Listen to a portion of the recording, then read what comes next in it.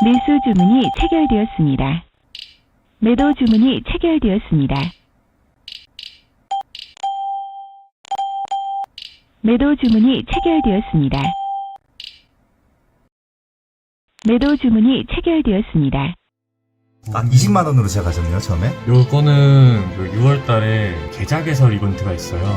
그때 이거 기피서라는 현금으로 2만원, 3만원 줘가지고 2년 2개월 만에 7억을 버신 거네요? 저는 되게 보수적이에요. 그 매매할 때. 이건 안 좋은 거 먼저 생각하고 조금이라도 안 좋은 거 같으면 매매 안 하려고 하고 그냥 7억에 가까운 돈을 버셨다고 하셔서 엄청 공격적인 투자를 한다고 생각했고 완전 반대네요. 분위기가 정말 좋고 확신 있을 땐 매우 공격적이죠. 확신, 주식 투자에 있어 굉장히 중요한 단어입니다. 우리는 확신하지 못해 상승할 종목을 매수하지 못하고 하락하는 종목을 차마 팔지 못합니다.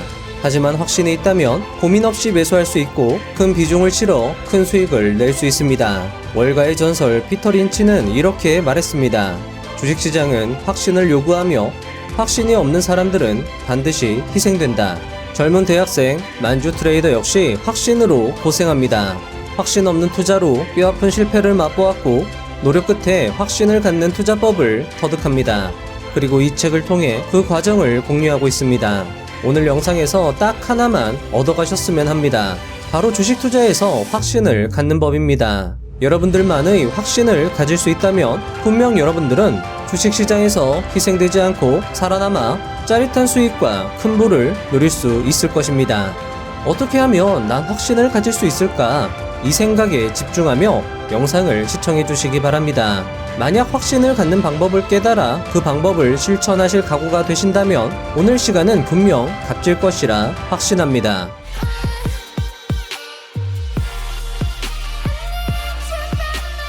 때묻지 않는 환한 미소의 이 남자의 이름은 만주 원정현입니다. 우리는 이 사람에게 주목할 필요가 있습니다. 왜냐하면 그의 인생은 그야말로 인생 역전이기 때문입니다. 그의 유년 시절은 무척 어려웠습니다. 젊은 나이에 이 정도로 성공한 게 정말 대견하고 더 잘 되었으면 하는 마음이 들 정도니까요. 얼마나 어려웠는지는 오늘 영상을 보시면 아시게 되실 겁니다. 자, 그렇다면 그는 어떻게 어려움을 극복하고 주식 투자로 성공할 수 있었을까요? 그의 성공 스토리를 엮어낸 오늘 영상에서 알아가실 수 있을 것입니다. 오늘 영상은 다음과 같이 구성됩니다. 1부, 눈물 없이 들을 수 없는 그의 어린 시절. 2부, 본격적인 주식 공부, 그리고 깨달음.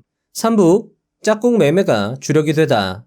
4부, 매매에 확신을 갖는 방법. 5부, 짝꿍, 돌파, 종가 베팅, 수익 매매 기법.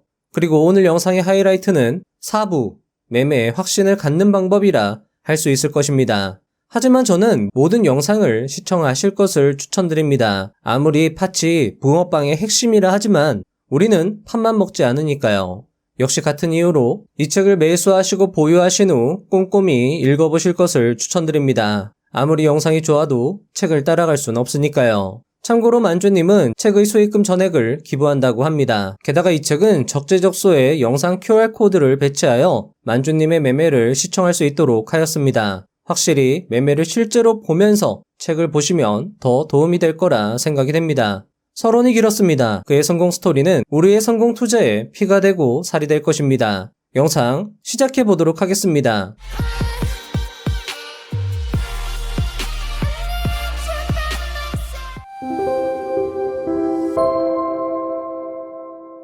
(1) 강남 부잣집 아들로 태어나다. 어렸을 때 잠깐 부자였던 시절이 있었다. 하지만 고등학교 때부터 불과 2년 전까지만 해도 나는 기초수급자였고 주식 투자로 나름 이른 나이에 큰 돈을 벌었지만 지금도 겉으로 보면 그저 평범한 대학생일 뿐이다. 초등학교 때 가장 좋아했던 음식은 대게였다.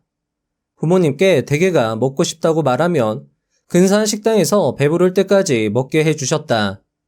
커서 보니 그 집에서 4인 가족이 식사하면 최소 50만 원 이상이 나온다는 것을 알았다. 그런 식당을 일주일에 2번 이상은 갔다. 2. 집이 무너지고 가정이 무너졌다. 평생 갈 것 같던 나의 일상은 초등학교 끝 무렵 조금씩 무너졌다. 12살 여름, 부모님은 이사를 간다고 했다. 집의 크기가 반으로 줄었고 가구들이 몇 개 없어졌다. 어머니께 이유를 여쭤봤는데 작은 집이 청소하기 편하고 가구도 너무 오래되어서 버린 것이라 하셨다. 다음에 또 이사를 갔다. 더 작은 집, 더 줄어든 가구. 이때는 어머니께 이유를 여쭤보지 않았다. 이 즈음부터 화목하던 집안 분위기는 점점 어두워졌다. 다시 이사를 갔고 거기서 태어나 처음으로 바퀴벌레를 만났다. 사춘기였던 나는 집에 잘 안 들어가며 방황했다. 그러던 어느 날 어머니께서 학교로 찾아오셨다. 지금 살고 있던 집에는 더 이상 들어갈 수 없다고 말씀하셨다. 그렇게 우리 가족이 흩어져 살 때도 있었다. 3. 가난이 들어오자 행복이 도망갔다. 중학교 2학년 무렵 우리 가족은 다시 함께 살게 되었다. 물론 형편이 나아지진 않았다.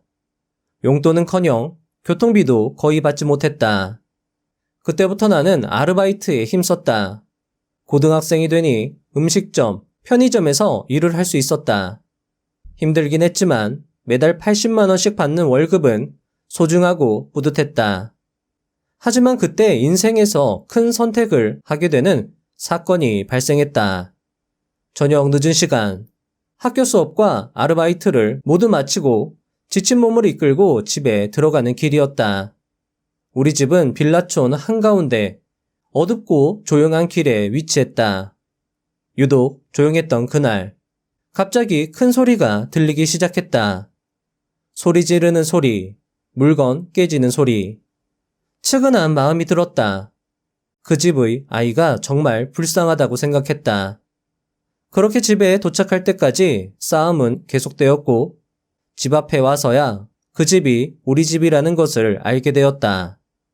이날 우리 집 옥상에서 한참을 울었던 것 같다. 그리고 이날 나는 집을 나왔다. 그리고 월세 30만 원 고시원 생활을 시작했다. 나의 첫 독립이자 첫 도전이었다.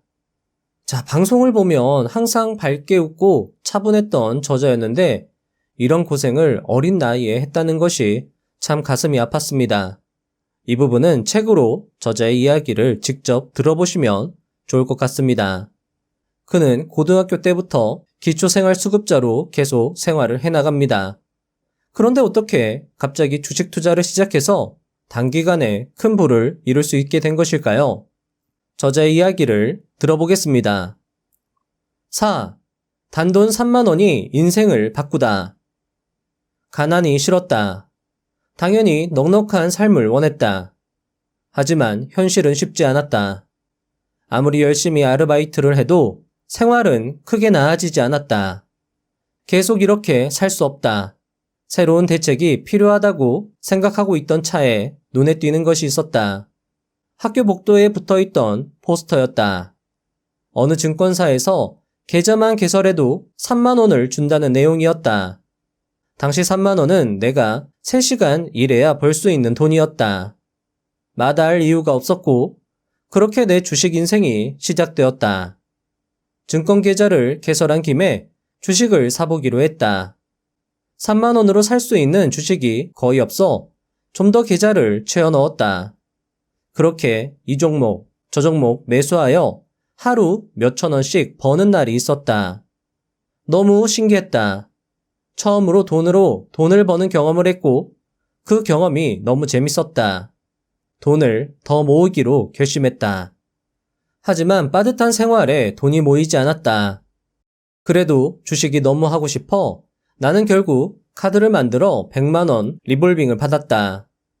이때 쓴 리볼빙 때문에 방학 동안 더 많은 아르바이트를 해야만 했다.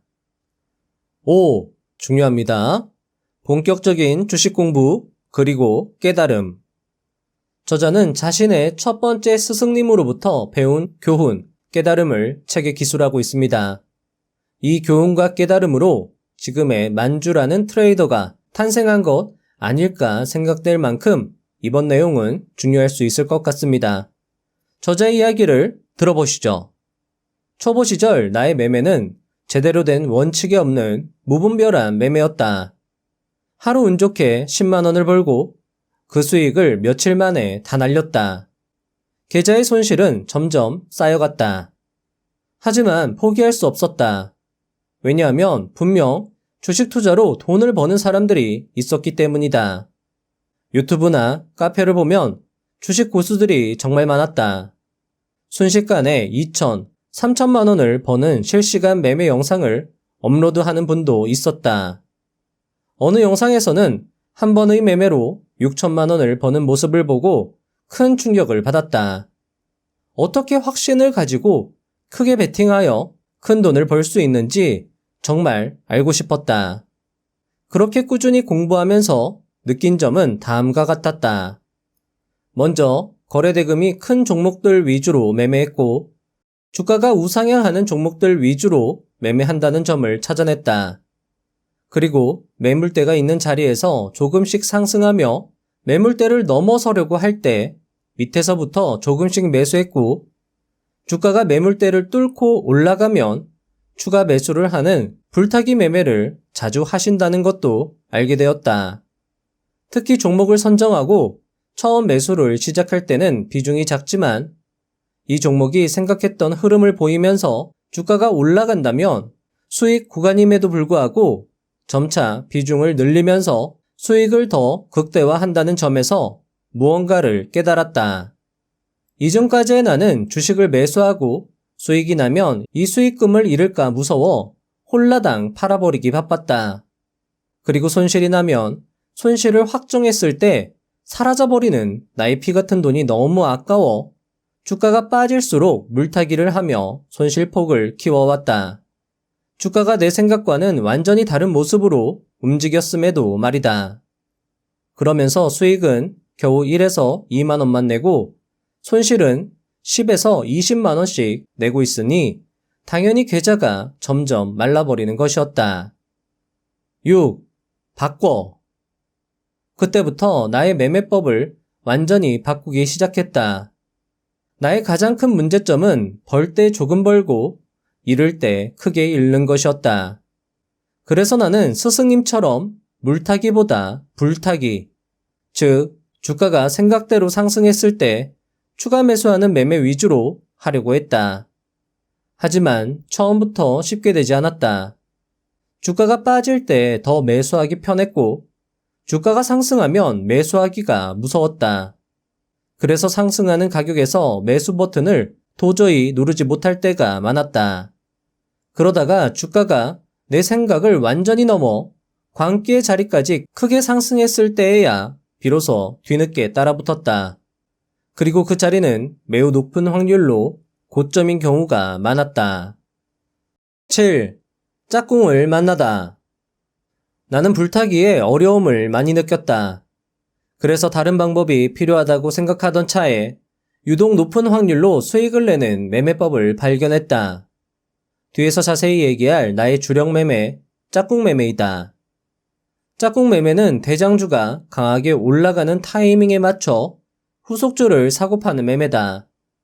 그리고 나는 이 매매를 하고부터 불타기의 문제가 완벽히 해결되었다. 이유는 간단하다. 대장주라는 확실한 기준이 생겼기 때문이다. 불타기 매매의 문제는 더 상승하리라는 확신이 없어서 손이 나가지 않았던 것인데 대장주가 상승하면 후속주가 상승한다는 확신이 있으니 후속주를 높은 자리에서도 매수할 수 있었던 것이다. 손절도 마찬가지다. 대장주가 더 이상 올라가지 않으면 바로 후속주를 매도한다. 이렇게 칼같이 손절했더니 물타기 하는 일도 없어졌다. 이때 나는 다시 한번 크게 깨달았다.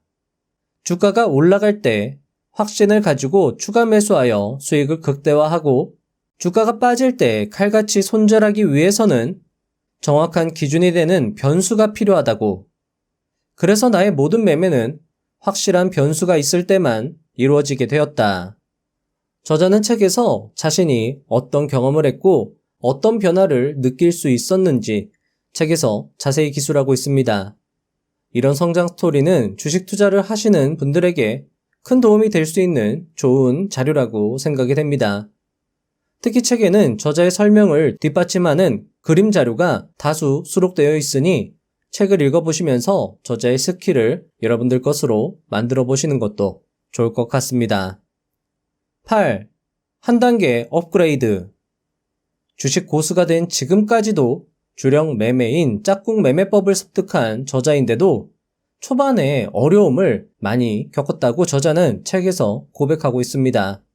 자, 짝꿍 매매를 함에 있어서 어떤 문제가 있었는지, 그리고 그 어려움을 어떻게 극복했는지 궁금해지는 부분입니다. 저자의 이야기는 계속됩니다. 짝꿍 매매법을 발견했지만 나의 계좌는 그리 좋지 않았다. 본격적인 상승장에서도 나는 수익은커녕 손실을 계속 보고 있었다. 그래서 매매 방식을 한 번 더 검토했다. 당시 나는 거래가 매우 잦았다.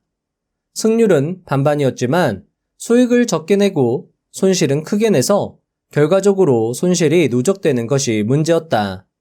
손익비가 맞지 않았던 것이다.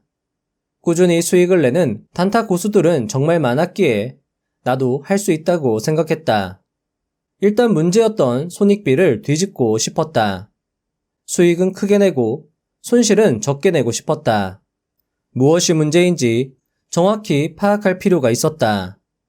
그래서 시작하게 된 첫 번째 습관이 바로 매매 화면을 녹화하는 것이었다.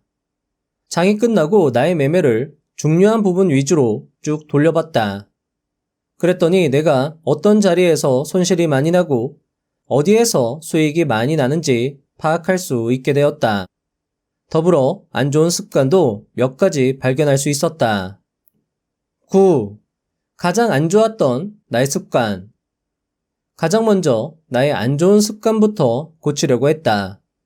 나의 위험한 습관 중 하나는 매매가 잘 안 되는 날이면 계속된 뇌동 매매로 작았던 손실을 엄청난 손실로 키우는 것이었다.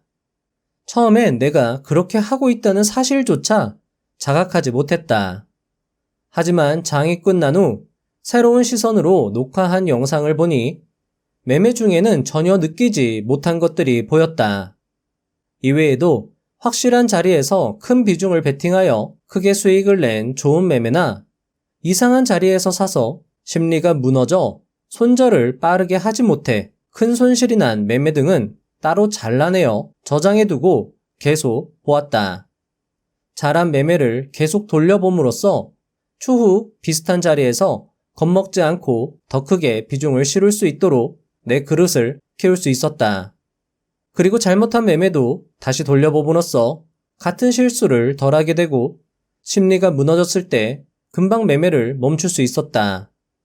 저자는 자신이 큰 돈을 벌게 된 첫걸음을 매매 녹화 복기라고 강조하고 있습니다.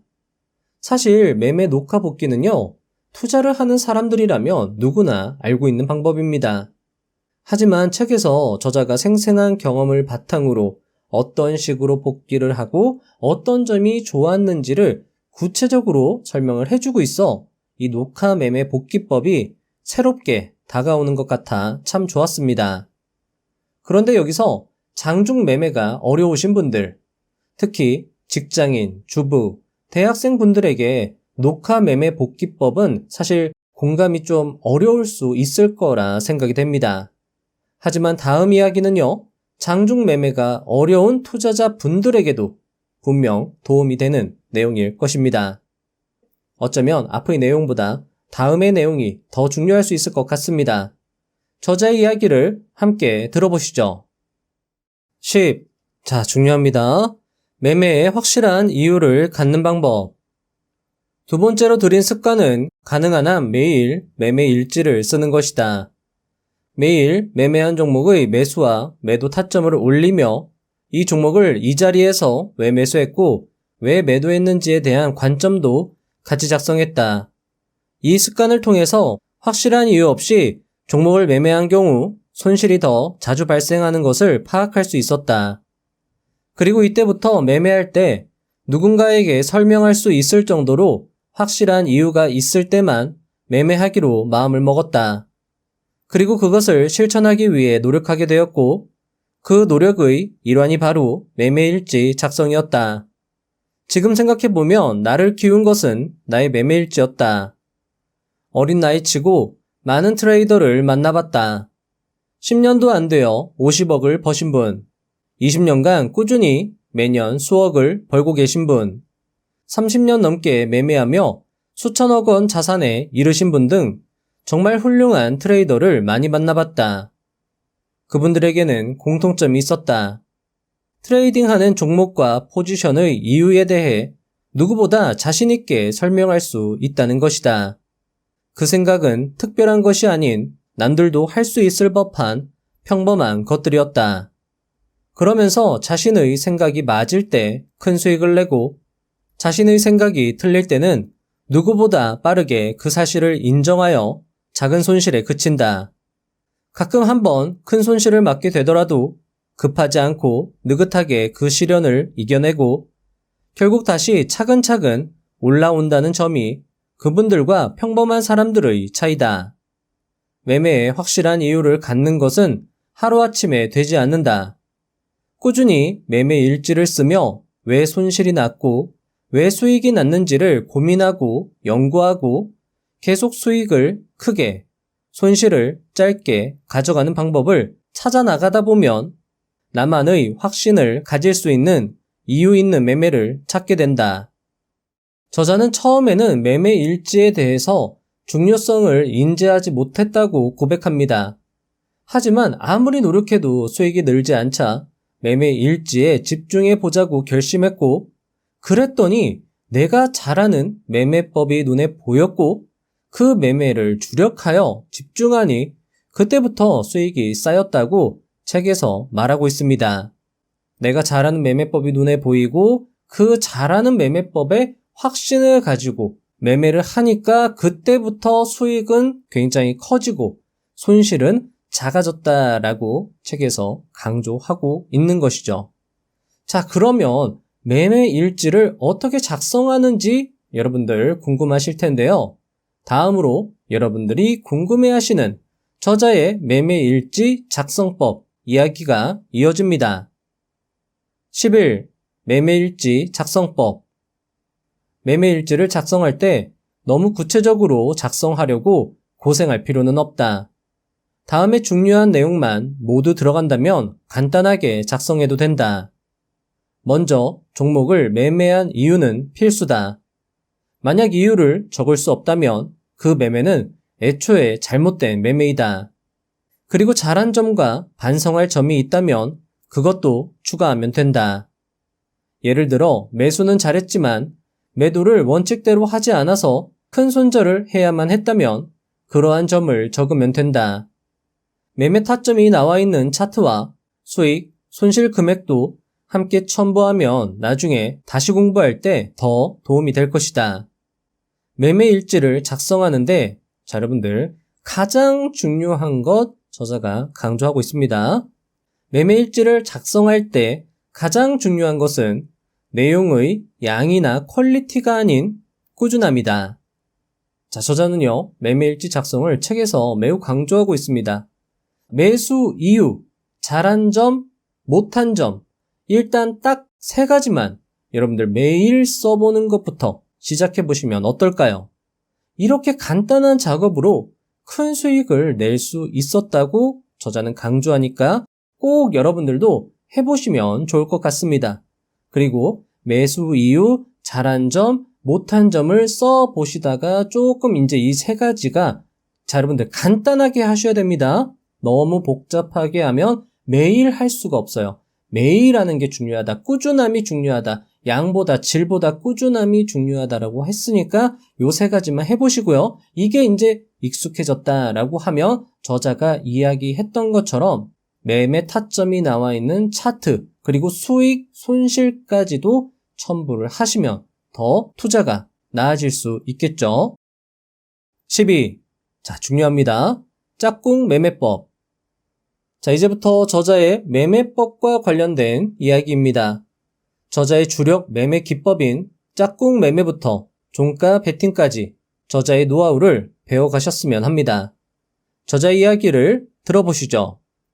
자, 짝꿍 매매부터입니다. 매수 기준은 단순하다. 위메이드 맥스가 상한가로 치고 가는 순간 위메이드를 매수하는 것이다. 물론 이 과정에서도 많은 경험이 있어야 알 수 있는 변수들이 있지만 간단하게 설명하면 그렇다. 그리고 가장 중요한 매도 기준은 첫 번째로 매수 기준이 훼손되는 순간에 손실이든 수익이든 매도하는 것이다. 즉, 위메이드 맥스가 상한가에 도달해서 이등주인 위메이드를 매수했는데 위메이드 맥스가 상한가가 풀리면 바로 이등주를 뒤도 돌아보지 않고 매도하는 것이다. 두 번째 매도 기준은 대장주가 상한가에 잘 도달했다면 이등주를 매수하여 1에서 2분, 길어도 5분 내로 분할 매도하는 것이다. 혹시나 대장주가 상한가에 들어갔음에도 불구하고 후속주가 내 평단을 무너뜨리고 하락한다면 이건 생각했던 흐름이 아닌 상황이기에 손실이 1%에서 2% 이상 넘어가기 전에 무조건 손절한다. 그리고 하락하지는 않지만 상승도 나오지 않는다면 마찬가지로 5분 내로 매도한다. 이렇게 확실한 기준을 잡고 매매하면 수익을 낼 때는 보통 2에서 3% 혹은 그 이상의 수익을 낼 수 있다. 하지만 손실은 마이너스 1%를 넘어가는 경우가 거의 없다. 그렇기 때문에 승률이 50%를 넘지 못한다고 해도 손익비가 완벽하게 잘 맞는 것이다. 자, 여러분들 어떠신가요? 저자의 설명을 들어보니까 짝꿍 매매가 굉장히 효율이 좋은 매매법이라는 생각이 들게 됩니다. 좀 더 여러분들이 편안하게 활용할 수 있도록 다시 한번 정리를 하면 다음과 같습니다. 첫째, 대장주와 후속주를 파악한다. 자, 이때 저자는요, 대장주하고 후속주를 미리 관심 종목에 정리를 해둔다고 합니다. 이 내용은 뒤에서 저자의 추가 설명이 나옵니다. 두 번째, 대장주가 상한가에 도달하면 기계적으로 후속주를 매수합니다. 매수 후에 손은 반드시 매도 버튼 위로 올라가 있어야 합니다. 세 번째, 매도는 다음의 기준을 따릅니다. 대장주 상한가가 풀리면 기계적으로 즉시 매도합니다. 그리고 매수 후에 1에서 2분 후에 1차 매도, 그리고 5분이 되면 전량 매도하는 겁니다. 분할 매도를 활용하는 거죠. 그리고 매수 후에 마이너스 1%가 찍히면 즉시 1차 분할 매도하고요. 마이너스 2%가 찍히면 즉시 전량 매도하는 겁니다. 자, 상한가 후에 후속주가 상승한다는 전제 하에서 하는 기법이기 때문에 하락하면 안 되는 거예요. 내가 매수해서 하락하면 생각대로 안 된 거니까 매도를 하는 게 맞다는 것이 저자의 설명입니다.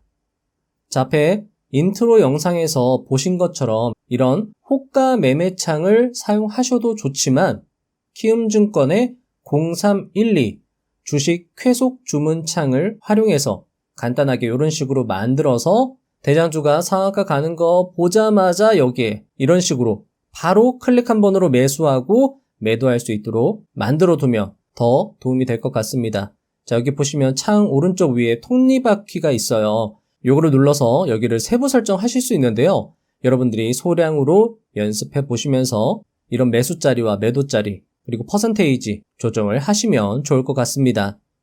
자, 저자는 인트로 영상에서 보신 것처럼 위메이드 맥스가 상한가 갈 것 같으니까 여기에다 마우스 커서를 갖다 대고 매수를 준비하고 있었습니다. 그리고 위메이드 맥스가 상한가를 가는 순간 여기에서 바로 매수 버튼을 눌러서 매수 체결을 시키죠. 그리고 나서 바로 매도 버튼 위로 마우스 커서를 옮긴 다음에 계속 분할 익절하는 움직임을 보여주고 있습니다. 여러분들도 너무 처음부터 큰 물량으로 하지 마시고 작은 물량으로 계속 연습을 해보면서 감을 잡아가신다면 큰 수익을 내는 여러분들만의 기법이 만들어질 것이라 생각이 됩니다. 13. 대장주와 후속주 찾기. 한 테마에서의 대장주와 2에서 3등주를 찾는 것은 쉽지 않다. 일단 대장주와 후속주는 기본적으로 등락률을 기준으로 구분한다. 당연히 등락률이 높은 순서대로 대장주, 2등주, 3등주 순이다. 하지만 막상 한 테마가 있을 때 어떤 종목이 그 테마에 속하는지부터 찾기 어려웠다. 가끔은 B 테마에 속하는 종목을 A 테마의 후속주로 보고 엉뚱한 매매를 할 때도 있었다. 그래서 같은 테마의 종목들과 대장주, 후속주 등을 구분하기 위해 매일 특징주를 같은 테마와 섹터별로 분류하여 정리하기 시작했다. 어려운 일은 아니지만 매일 하기에는 굉장히 번거로운 일일 수 있다. 하지만 나는 이 습관이 테마주 매매, 그 중에서도 짝꿍 매매에서 필수적이라고 생각한다. 그래서 하루도 빠짐없이 이 작업을 했다. 그러다 보니 어떠한 테마에 속하는 종목이 올라올 때 그 테마에 속하는 다른 여러 종목을 떠올릴 수 있는 수준이 되었다. 그리고 이는 내 주력 매매인 짝꿍 매매를 하는데 정말 큰 도움이 되었다. 책에는 짝꿍 매매와 관련하여 저자의 자세한 이야기와 자료들이 알차게 수록되어 있었습니다. 특히 그림 자료와 함께 스마트폰 QR코드가 적재적소에 수록이 돼 있어서 저자의 기법을 좀 더 쉽게 공부할 수 있었던 것도 이 책의 장점이라 생각이 됩니다. 책을 다시 보시면서 공부를, 복습을 해보시면 좋을 것 같습니다. 13. 자, 이 부분도 중요합니다. 돌파 매매 어려워하시는 분들에게 좋은 팁이 될 수 있을 거라 생각을 합니다. 돌파 매매. 저자는 처음에 돌파 매매가 굉장히 어려웠다라고 책에서 말하고 있습니다. 하지만 초반의 어려움을 극복하고 돌파 매매도 잘할 수 있게 된 노하우를 책에서 설명하고 있는데요. 저자의 이야기를 들어보시죠. 돌파 매매는 호가창만, 차트만 또는 뉴스만 보고 한다라고 생각하는 분들이 있다. 물론 한 가지만 보고 할 수도 있지만 가능하면 세 가지를 모두 봐야 한다. 일단 호가창이 두꺼운지 확인해야 한다. 호가창에 걸려있는 물량이 적다면 매매를 피하는 것이 좋다. 그리고 호가창에서 유심히 봐야 하는 것이 라운드 피겨 가격이다. 라운드 피겨 가격이란 끝자리가 2,000원, 5만원, 10만원씩으로 0단위로 떨어지는 가격을 의미한다. 이렇게 의미 있는 가격에는 보통 더 많은 물량이 걸려있다. 돌파 매매를 하는 트레이더들은 주가가 이런 자리를 돌파할 때를 노린다. 특히 2,000원과 5만원이라는 가격은 호가창의 배열이 바뀌는 구간이다. 이게 무슨 말이냐 하면 2,000원을 넘기 전 1,900원대의 가격에서는 가격이 1,900원, 1,901원, 1,902원처럼 1원씩 올라가지만 2,000원부터는 2,005원, 2,010원, 2,015원처럼 5원씩 올라간다. 1호가에 1원씩 올라가던 것이 1999원을 넘어 2,000원을 돌파하는 순간 1호가에 5원씩 올라가게 되는 것이다. 똑같이 10호가가 올라가도 수익률이 무려 5배 차이가 나는 것이다. 별거 아닌 것 같지만 이러한 현상은 생각 이상으로 많은 시장 참여자의 심리를 자극한다. 그래서 2,000원, 5만원 같이 호가 배열이 바뀌는 라운드 피겨 자리를 노리는 트레이더가 많다. 차트는 신고가를 돌파하는 자리가 좋다. 하지만 차트가 신고가를 돌파했다고만 해서 무조건 매수하는 것보다 뉴스를 함께 보는 것이 확률을 더 높일 수 있다. 예를 들어 라운드 피겨가 신고가 직전 가격에 있을 때 HTS에 자극적인 뉴스가 나오는지 살피는 것이다. 이렇게 호가창과 차트, 뉴스를 함께 살피고 난 이후로부터 확실히 수익 나는 확률이 높아졌다. 하지만 돌파 자리에서 강력한 돌파가 나오지 않고 돌파 자리가 무너진다면 즉시 매도하여 리스크를 관리해야 한다. 그래야 이럴 때는 손실을 작게 할 수 있고 수익이 날 때는 크게 낼 수 있다. 14. 자, 중요합니다. 직장인도 가능한 종가 베팅. 주변에 나보다 오랜 기간 매매하고 더 큰 돈을 번 분들 중에는 직장에서 휴대폰으로 트레이딩 하는 분들도 아주 많다. 그런 분들이 하는 매매 중 대표적인 매매가 바로 종가 베팅과 수익 매매이다. 먼저 종가 베팅이란 시장이 마감할 때쯤 매수하거나 동시호가 또는 시간의 단일가에서 매수하여 다음날 매도하는 것을 목표로 하는 매매이다. 종가 베팅의 원리는 단순하다. 다음날 올라갈 것 같은 이유를 가진 종목을 선택하여 매수하고 다음날 갭이 많이 뜨거나 갭은 별로 안 떠도 슈팅이 나오면 그때 수익을 실현하는 것이다. 나의 종가 베팅 기준은 4가지로 구분할 수 있다. 일단 첫 번째 종가 베팅 기준은 이슈이다. 가장 기본적으로 이슈가 있어야 한다. 아무리 변동성이 크고 거래대금이 많이 터진 종목이라도 아무런 이슈가 없는 종목은 절대 종가 베팅 대상으로 삼지 않는다. 이때 이슈는 연속성이 있을수록, 신선할수록 이슈의 크기가 클수록 좋다.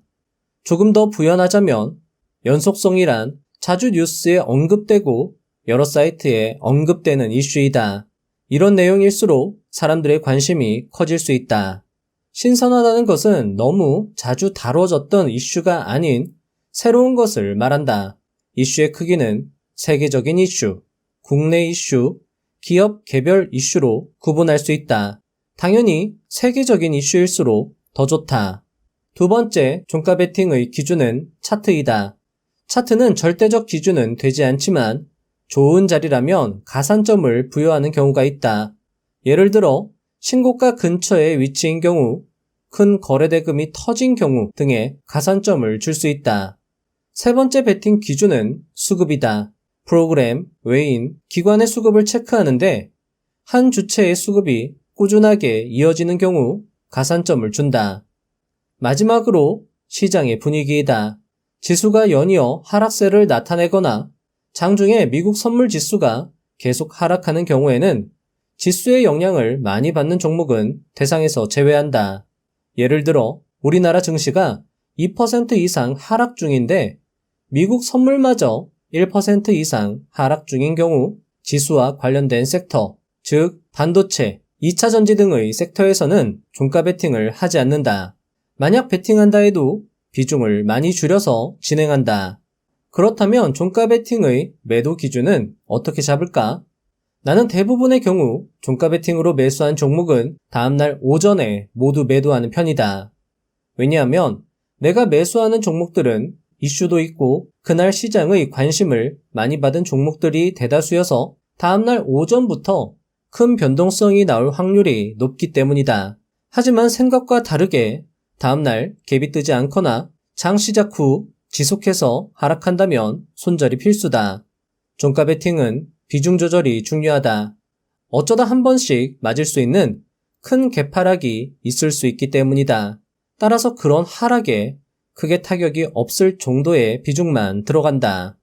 자, 종가 베팅 암기사항 5가지를 저자가 세분화해서 구체적으로 잘 설명을 해주었는데요.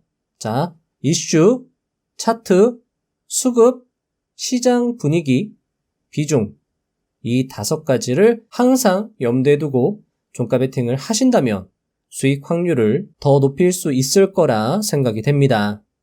15. 자, 중요합니다. 느긋하지만 강한 수익 매매. 자, 책이 정말 알찹니다. 올라운드 트레이더라 그런지 모든 매매를 이해하기 쉽게 잘 설명해주고 있는데요. 이 책의 또 다른 장점이라 생각이 됩니다. 스윙 투자에 대한 저자의 노하우 시작합니다. 스윙 매매는 2가지 강점이 있다. 일단 큰 비중을 실을 수 있다. 왜냐하면 한 번에 매수하는 것이 아니라 며칠에 걸쳐서 천천히 매수하고 매도 역시 거래가 터지는 순간에 며칠 동안 나눠서 하는 경우가 많기 때문이다. 두 번째 이유는 편안함이다. 단타 매매는 짧은 순간 집중하는 매매들이다. 따라서 하루 종일 모니터를 쳐다보고 숨죽이며 집중하고 있어야 한다. 단 1분, 1초의 집중력을 잃는 것만으로도 큰 기회를 놓칠 수 있기 때문이다. 그런 매매를 수년간 하다 보니 몸에 무리가 올 수 있다. 하지만 스윙 매매는 다소 넉넉하게 생각하고 신중하게 투자할 수 있는 장점이 있다. 스윙 매매에서 주의할 것은 크게 2가지로 나뉜다. 비중 조절과 기대감의 유효성이다. 스윙 매매는 섬세한 비중 조절이 필요하다. 어떻게 보면 종가 베팅과 유사한 점이 많다고 볼 수 있다. 이슈가 있는 종목을 차트나 수급 등을 참고하여 매수하는 것은 종가 베팅과 같지만 다음날 매도하는 것이 아니라 하루 이상 들고 가는 것이 차이점이라 할 수 있다. 길게 볼 때는 수개월까지도 가지고 갈 수 있다. 그러다 보니 비중 조절이 종가 베팅보다 더 중요하다. 길면 수개월까지 볼 생각인 종목을 하루 만에 풀 베팅해 버린다면 어떻게 될까? 그렇게 되면 이 종목을 매도하기 전까지 다른 종목을 전혀 거래할 수 없게 된다. 때문에 단기 트레이딩도 같이 한다면 절대 그렇게 매수해선 안 된다. 다음으로 기대감의 유효성이다. 예를 들어 신작 게임 출시 발표가 있었을 때 게임의 출시 전까지 기대감으로 주가가 쭉 올라갈 가능성이 크다. 이와 반대로 출시 예고를 했음에도 사람들이 관심이 없거나 반응이 생각보다 미적지근하다면 기대감이 붙지 않아 주가가 올라갈 확률도 낮아진다. 이렇듯 정해진 일정이 있는 종목 중에 기대감이 많이 몰릴 수 있는 종목에 비중 조절을 잘해서 목표 일정이 될 때까지 분할로 매수하여 끌고 가는 매매가 바로 스윙 매매이다. 16. 많이 맞아봐야 때릴 줄도 안다. 복싱 같은 격투기 운동을 맨 처음 배우러 가면 우선 맞는 것부터 배운다고 한다. 그래야 맷집이 생기고 맞는 게 익숙해져야 덜 아프게 맞을 수 있다는 것이다. 그리고 맞는 것을 무서워하면 제대로 때릴 수 없기 때문이기도 하다. 주식도 마찬가지다. 주식으로 수익을 내기 위해서는 일단 손실을 볼 준비가 되어 있어야 한다. 그리고 손실을 보더라도 덜 아프게 손실을 봐야 한다. 더 나아가 손실에 무너지지 않고 일어나서 강력한 한 방을 날릴 줄도 알아야 한다. 단기 트레이딩은 확률적으로 조금이라도 수익을 낼 확률이 높다고 판단될 때 매수하고 만약 주가가 뜻하던 대로 흘러가지 않으면 빠른 손절을 필수적으로 해야 한다. 17. 손절도 해봐야 는다. 이제 막 트레이딩을 시작했다면 굳이 일부러 손절하려고 하지 않아도 대부분 매매의 결과가 손절일 것이다. 그렇다면 여기에서 손절하고 끝. 이렇게 하면 더 이상 발전이 없다. 나는 손절을 했다면 그때의 매수와 매도 이유를 다시 한번 생각해보고 이후의 결과를 보며 어느 포인트에 문제가 있었는지 고민했다. 매수 자리와 손절 자리, 그때의 시장 상태 등 어떤 부분에서 내 생각과 달라졌는지 복기해보면서 말이다. 이렇게 하다 보면 처음에는 확실한 이유를 가지고 확신이 가득 찬 자리에서 매수했다고 생각했을지라도 이후에 돌려봤을 땐 말도 안 되는 자리에서 매매를 시작했던 내 모습을 볼 수 있었다. 손절도 비슷하다. 처음 트레이딩을 시작했을 때는 나름의 손절 기준을 정하는 것도 힘들었지만 어찌저찌 손절 기준을 정립했다. 그 기준을 생각하고 매수한 후 손절해야 할 상황이 왔음에도 매도 버튼에 손이 나가지 않는 경우가 허다했다. 그러다 보니 2%대로 손실을 보고 말 종목을 5%, 10%까지 확대되고 나서야 그제야 감정적으로 손실을 확정하고 이후 주가가 반등하는 모습을 보며 멘붕이 오는 상황을 반복하곤 했다. 그럼에도 계속하여 손절을 반복하다 보니 조금씩 손절에 대한 감이 오기 시작했다. 그리고 그 자리에서 손절 원칙을 지키지 않는다면 그 다음에 어떤 참사가 벌어질지가 예상되기 시작했다. 그렇게 계속 손절하는 연습을 하다 보니 매도 기준을 잡을 수 있게 되었다. 내가 트레이딩을 하며 많이 들은 얘기 중 하나가 칼 손절을 귀신같이 잘한다였다. 그런 얘기를 들을 수 있을 정도로 손절을 칼같이 할 수 있게 된 데는 기준을 지키지 않았을 때 맛본 수많은 손실과 다신 절대 바보 같은 실수를 반복하지 않겠다는 독한 마음가짐 덕이었다. 18. 손절할 각오. 단기 트레이딩으로 5%, 10%씩 수익을 내고 싶다면 그만큼 손실을 볼 각오를 하고 트레이딩을 해야 한다. 나는 매매를 시작할 때 늘 얼마만큼의 손실을 각오할 것인지 먼저 생각한다. 가령 상단 매매를 진행하려고 하면 이 종목은 상한가를 잘 묶고 풀리지 않는다면 다음날 약 10% 수익을 노려볼 만하다. 그리고 그 수익을 얻기 위해 나는 3% 정도 손실을 감수하겠다. 이렇게 다짐한 후 이 종목이 상한가에 들어가려는 순간 매수를 진행한다. 혹시 상한가를 묶지 못하고 바로 급락이 나오면 보통은 마이너스 1%, 가끔 급락이 너무 크게 나온다고 해도 마이너스 3% 내외에서 모두 손절 처리를 한다. 트레이딩을 할 때 손절할 각오 없이 수익을 바란다면 이는 욕심이고 자만일 뿐이다. 마치며 아쉽게도 시간 관계상 여기서 마무리를 해야 될 것 같습니다. 책에는 오늘 영상에서 미처 설명드리지 못한 상한가 따라잡기 매매 기법, 만주의 공부법, 심리를 읽는 매매법, 시장의 흐름을 읽는 법과 장세에 따른 대처법 등 정말 알찬 내용들로 가득했습니다. 책을 읽어보시면 분명 도움이 될 것이라 생각이 됩니다. 만주 트레이더는 이렇게 말합니다. 일단 할 수 있다라는 그런 자신감을 가지셨으면 좋겠어요. 저도 소액으로 크게 성공하신 분들, 지금도 계속 꾸준히 수익을 내시는 분들의 영상 이런 걸 보면서 저도 자신감을 많이 얻고 할 수 있다고 생각을 하고 계속 노력을 해서 지금 이렇게 됐다고 생각을 해요. 그래서 지금 혹시 몇 달 아니면 길면 몇 년씩이라도 계속 손실이 나고 하시는 분들도 꾸준히 정말 열심히 노력하면은 할 수 있을 거라고 저는 생각해요. 하지만 지금 내가 할 수 있을까? 나 이거 이번 달도 손실이네. 저번 달도 망했는데 이렇게 생각하시는 분, 그렇게 생각하실 시간에 조금이라도 더 공부하시고 더 본인의 매매 한 번 더 돌아보시고 다 잘 되셨으면 좋겠습니다.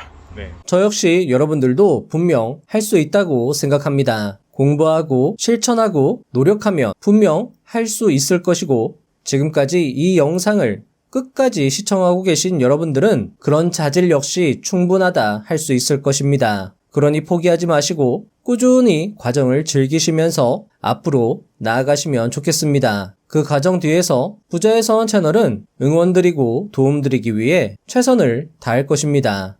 다음 영상도 알차게 준비해서 오겠습니다. 감사합니다. 부자가 되는 지름길로 저와 함께 달려가시죠.